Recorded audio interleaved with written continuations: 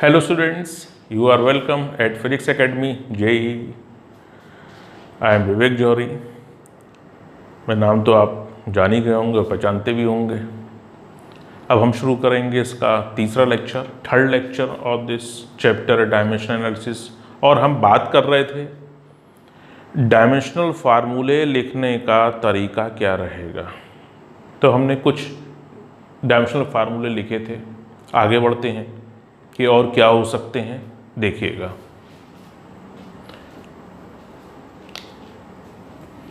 ध्यान रखिएगा, dimensional formula of action, reaction, thrust, upthrust, push, pull, weight, centripetal force, restoring force, this is MLT-2। Restoring force एक ऐसा force जो हमेशा किसी भी बॉडी को अपनी मीन पोजीशन में लाने या मीन पोजीशन की तरफ एक्ट करे या उसे मीन की तरफ लाने की कोशिश करे, ऐसे फोर्स को हम क्या कहते हैं? रीस्टोरिंग फोर्स कहते हैं। तो कहीं भी फोर्स आपको दिखाई दे MLT-2 कर दिएगा। अब हम यहाँ से आगे बढ़ते हैं कि कितनी और डायमेंशनल फार्मूले हो सकते हैं, वो देखिएगा। एक है स्प्रिंग कांस्टेंट या फोर्स कांस्टेंट। अब इसे याद कैसे करेंगे आप? एक्चुअली रीस्टोरिंग फोर्स ध्यान दिया जाए, restoring force is directly proportional to displacement from the mean position. Minus sign indicates that its direction is opposite and we are taking plus direction away from the mean position. See, F proportional minus X, F is equal to K minus Kx, where K is spring constant या force constant. K is equal to F upon X, maybe F upon L. You can write F upon L. This is restoring force.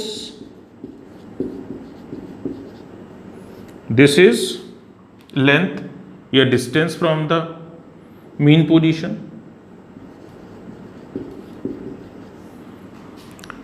Formula कोई सा force MLT-2, length L, it is MT-2। The dimensional formula of spring constant या force constant is MT-2।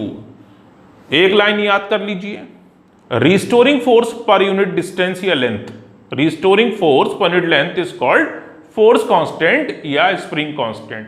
K is equal to F upon L। अगर आपको एक line याद है तो फिर आप भूलेंगे नहीं इसे।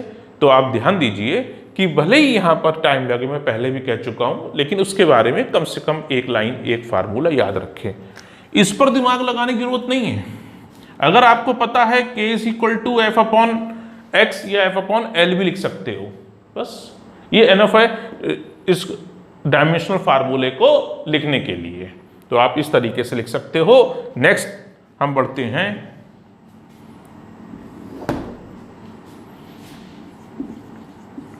Coefficient of restitution.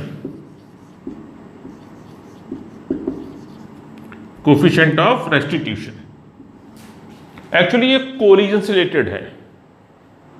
बोले सर क्या कह रहे हैं भाई? टकराने से पहले की relative velocity upon after collision relative velocity. Denotation small e है, तो क्या बनेगा? Relative velocity of separation upon relative velocity of approach. Relative velocity of separation upon relative velocity of approach.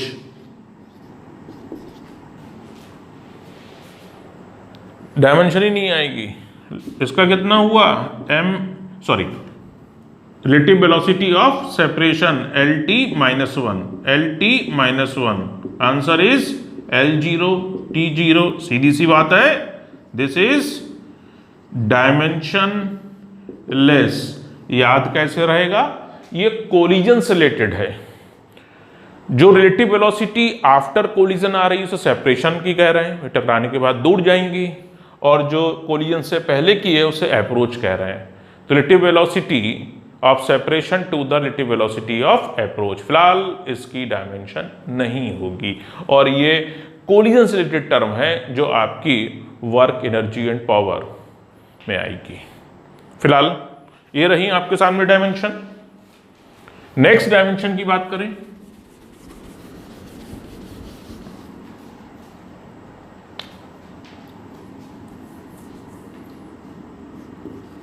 Movement of inertia. Movement of inertia I is equal to sigma addition mr²।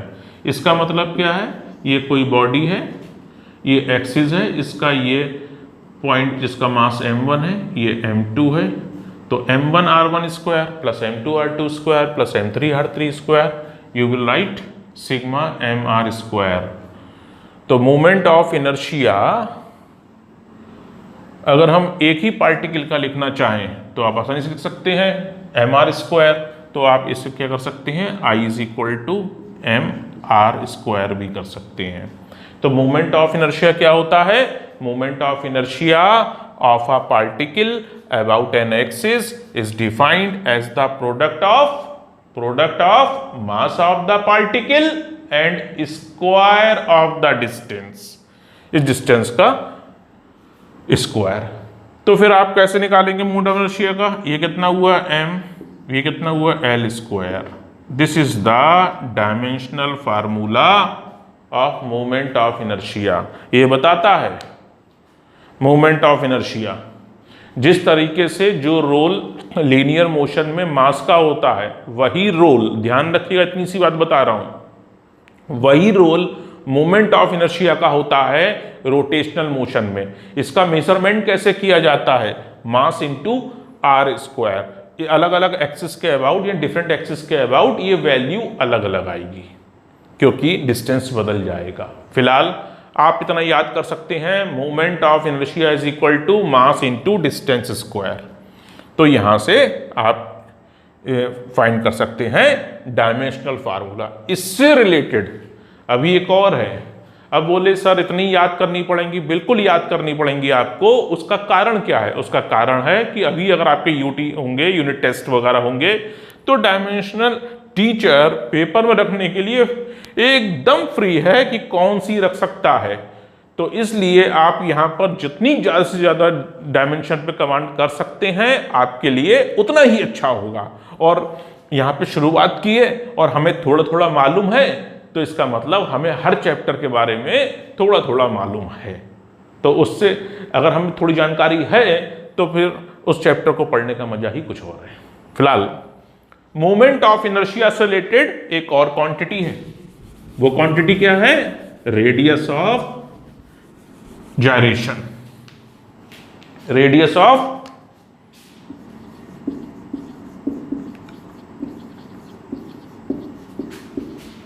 Gyration कहिए या gyration कहिए, आपकी मर्जी।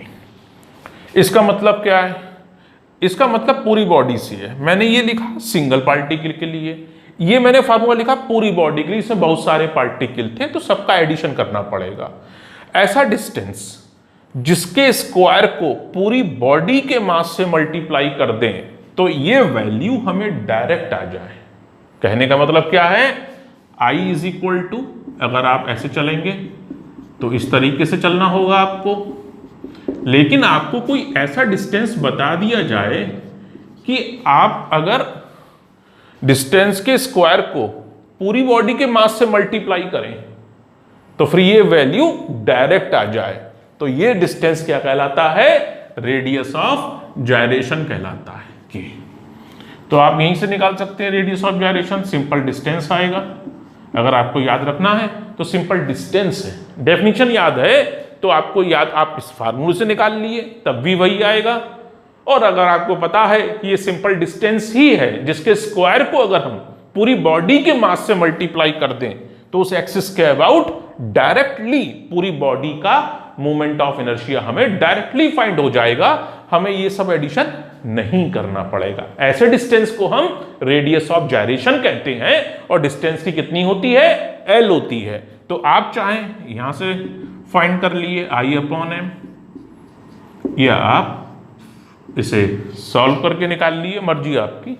फिलहाल ये रही dimensional formula L आएगा, आप रख के देख लिए। I की आपको मालूम है, L M की आपको पता है M होती है। इस तरीके से आप फाइंड कर सकते हैं। Next quantity,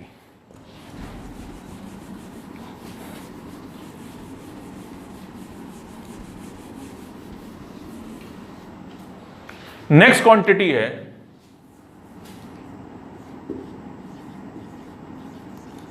torque.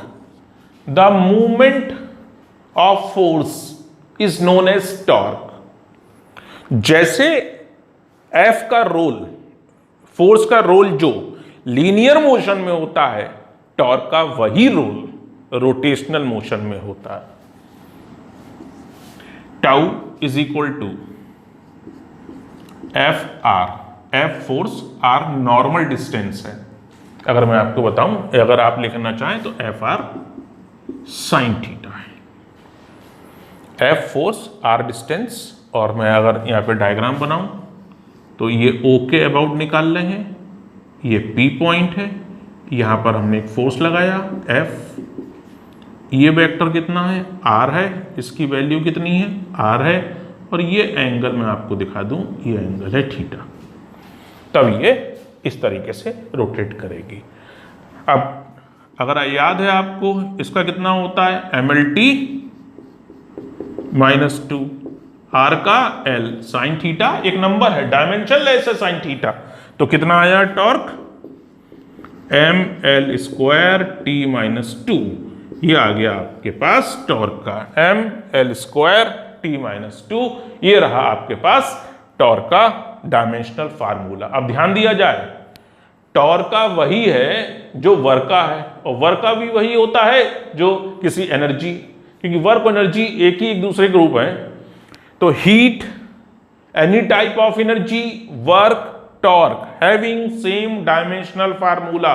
मैं आपको पहले भी बता चुका हूं कि डिफरेंट क्वांटिटी क्या रखती है, हो सकता है कि सेम डायमेंशनल फार्मूला हो, ये एक बार को हो सकता है, जैसे यहां पर हम आपको दिखा रहे हैं। अब नेक्स्ट क्वांटिटी की बात करें हम,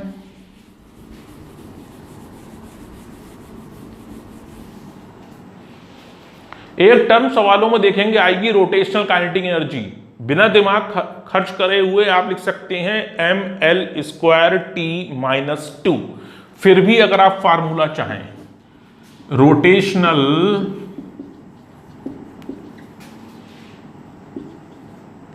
काइनेटिक एनर्जी, इसे K से ही लिख रहा हूं, चाहो तो R लगा लो, ये होती है ½I⍵²। मैंने क्या कहा था कि जो रोल लीनियर मोशन में मास का है वही रोल रोटेशनल मोशन में मोमेंट ऑफ इनर्शिया का है, जो रोल लीनियर मोशन में लीनियर वेलोसिटी का है वही रोल रोटेशनल में एंगुलर वेलोसिटी का है। फिलहाल यहां से भी आप फाइंड करेंगे तो वही आएगी जो बताई थी, एनर्जी ही है ML² T-2। इसका डायमेंशन नहीं होगा, नंबर है, इसका कितना होगा? ML²। ओमेगा का याद है, ओमेगा का याद है, T-1, और ऊपर क्या है? स्क्वायर है। सॉल्व होके कितना आया? ML² T-2। तो फिर थोड़ी जानकारी हो फार्मूले की और ये भी पता हो हम डायरेक्ट भी लिख सकते हैं, तो दोनों अप्रोच आना चाहिए कि एकदम लाइटनिंग स्पीड से क्या लिख सकते हो, और अगर आपको उसका फार्मूला याद है एक अच्छी बात है। तो ये रहा आपका rotational kinetic energy.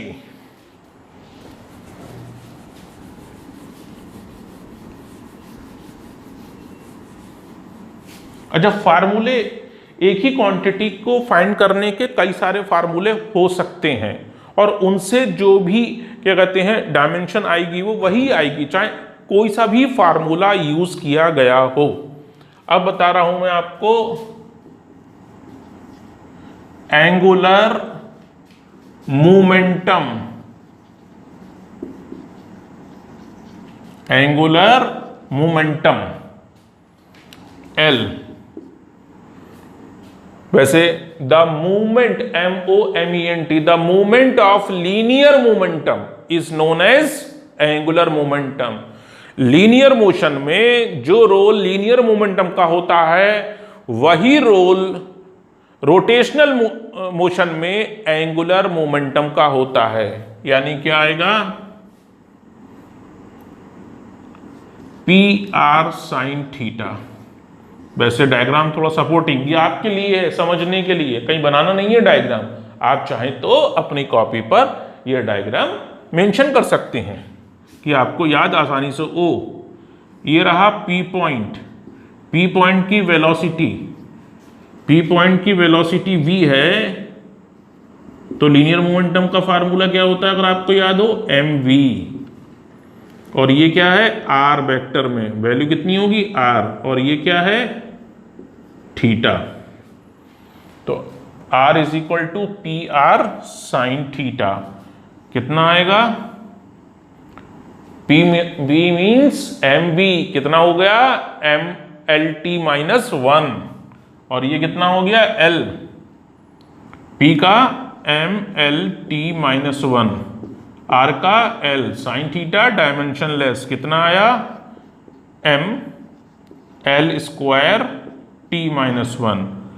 This is the, ये इंपॉर्टेंट है, ऐसे नहीं इंपॉर्टेंट तो सभी हैं, मैंने बहुत बार ये पेपर में देखा है इसलिए मैं कह रहा हूँ, मैंने आपके क्वेश्चन पेपर में देखा है, तो ये इंपॉर्टेंट है। Angular momentum ML square T minus 1। Approach P क्या है, लीनियर मोमेंटम, R क्या है डिस्टेंस, और साइन थीटा वेक्टर R और वेक्टर P यानी लीनियर मोमेंटम के बीच का एंगल है। तो ये रहा आपका एंगुलर मोमेंटम।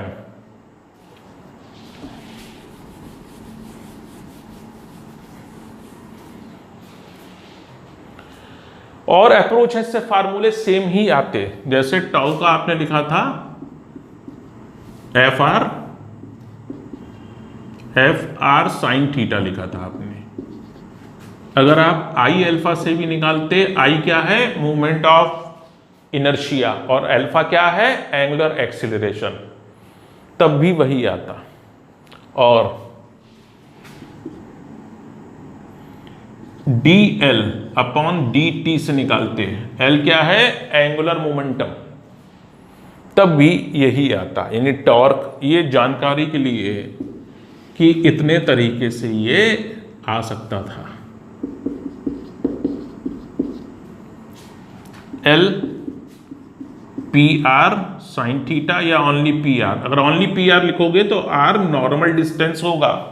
अगर कहीं पे लिखा हुआ आप देख रहे हो PR लिखा है, इसके अंदर थीटा 90 है और साइन 90 क्या होता है 1 होता है, और ये R जो है वो कितना हुआ नॉर्मल डिस्टेंस हुआ, तो P इंटू R लिख सकते हो, या MVR या I omega, I movement of inertia, omega angular velocity. ये केवल दिमाग में रखने वाले पॉइंट हैं कि इनसे भी आप कोई सी अप्रोच लगाते आपके पास एंगुलर मोमेंटम का डायमेंशनल फार्मूला आपके पास आता।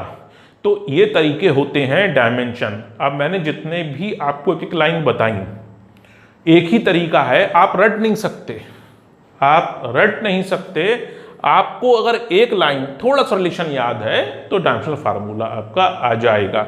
एक और चीज बता दूं, एंगुलर मोमेंटम का डायमेंशनल फार्मूला और प्लैंक्स कांस्टेंट का डायमेंशनल फार्मूला सेम होता है। प्लैंक्स कांस्टेंट का E is equal to h nu. अगर थोड़ी भी केमिस्ट्री अगर आपने देखी है तो आपने पढ़ा होगा कि जो रेडिएशन है वो एनर्जी के पैकेट की फॉर्म में प्रोपोगेट करता है, उसे क्वांटा या फोटोन कहते हैं, और एक फोटोन या क्वांटा की एनर्जी E बराबर होता है एच न्यू। न्यू फ्रिक्वेंसी और H क्या है? Planck's constant. तो Planck's constant is equal to कितना हो गया? E upon nu. अगर आप उसे फाइंड करेंगे तो कितना आएगा? E upon nu. फिर से एक चीज बता दूं फ्रीक्वेंसी के बारे में। फ्रीक्वेंसी का डिनोशन कहीं कहीं f है, कहीं कहीं स्मॉल n है और कहीं कहीं न्यू है। रेडिएशन में जनरली यूज न्यू करते हैं, f से भी यूज है और ये आपका ईटा से भी है और ये क्या है? न्यू से भी है। तो आप इसे आसानी से नोटिस में ला सकते हैं। तो ये क्या रहा आपका? Planck's constant. यहीं पे कर लो तैयार। E क्या है? एनर्जी। न्यू क्या है? फ्रीक्वेंसी। एनर्जी का कितना होगा? ml square t minus two. Frequency का याद है? t minus one. ऊपर जाएगा t प्लस वन। कितना बचेगा? सॉल्यूशन के बाद कितना आएगा? सॉल्यूशन के बाद आएगा ml square t minus one. H का कितना आया? ml square t minus one. तो ये भी आपके क्वेश्चन पेपर में मैंने कई बार देखा है, डिफरेंट स्कूल के क्वेश्चन पेपर में कई बार आया है कि प्लैंक्स कांस्टेंट का डायमेंशनल फार्मूला लिखिए और एक और क्वांटिटी का नाम बताइए जिसका डायमेंशनल फार्मूला सेम होता है। तो वो हो गई एंगुलर मोमेंटम। इसका उल्टा क्वेश्चन बना कि एंगुलर मोमेंटम का डायमेंशनल फार्मूला लिखिए, इसके साथ साथ एक और क्वांटिटी बताइए जिसका डायमेंशनल फार्मूला यही होता है ml square t minus one. तो वो हो गई प्लैंक्स कांस्टेंट। तो इस तरीके से आप यहाँ पर इसे याद कर सकते हो। मैं अगले लेक्चर में और क्वांटिटी बताऊंगा। आपसे उम्मीद करता हूँ जितने लेक्चर अगर आप देख रहे हैं इनको, तो इनको आप लिखिए और इसको याद करिए। अगर आप याद कर लेंगे तो आप दूसरों से आगे कहलाएंगे, क्योंकि आपको लग रहा है कि मैं एक दिन में कर लूँगा। बच्चों, ये एक दिन में नहीं होगा। इसे जितनी धीरे धीरे मैं आपको करा रहा हूँ, 10 to 15, 10 के अबाउट चल रहा हूँ, उस हिसाब से आप कमांड कर सकते हैं। आप ऐसा नहीं कर सकते कि एक ही दिन में आपको 50 की 50 आपको याद हो जाए और आप सही लिख दें, वो होगा नहीं। तो बेटर वे है कि आप 10 to 15 पर डे करिए, तब आप आसानी से 90 प्लस या 100 प्लस तक पहुंच सकते हैं। और यही तरकीब है कमांड करने की, कोई और तरकीब नहीं है। तो thank you for watching. Take care.